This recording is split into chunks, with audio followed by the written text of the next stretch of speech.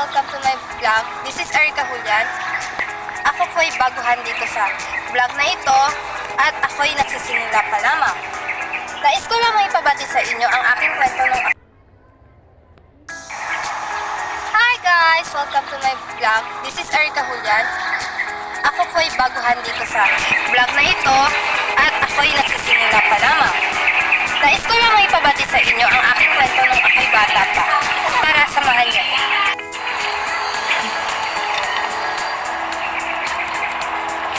Nung ako'y bata pa ay lagi nila akong binubuli.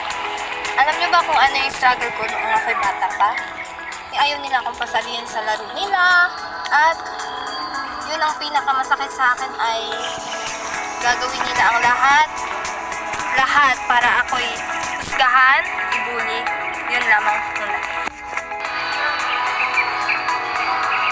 Ngayon ay I'm 18 na at ang aking biggest struggle ay kung paano ko i-handle ng ako lamang mag-isa.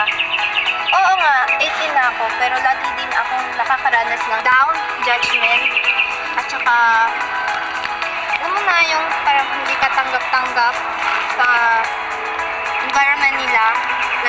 Lagi nila akong ina-doubt ko din yung pagiging favoritism. Yes, kahit sa pamilya. Alam nyo ba? Oo nga, napakasakit sa akin kung maranasan na mas favorite nila yung isa sa kapatid mo. Pero dahil ako ay tinanggap ko yun. Dahil mas mahal ko yung mga kapatid ko kaysa sa sarili ko. Tapos ngayon, sa financial problem, nahihirapan ako. Pero, nahahandle ko naman din kahit pa paano. Sinusubukan ko lamang magpakatatak, magpakalakas para sa kanila. Hindi lamang pang sarili to, para sa pamilya ko din. So, ayun na nga guys. Ginagawa ko lahat, maging matatag lang. Nagpapalakas ako. Kahit anong problema ay ina-accept ko, tinatanggap ko lahat. Tinitiis ko, kahit nga gutom or charis.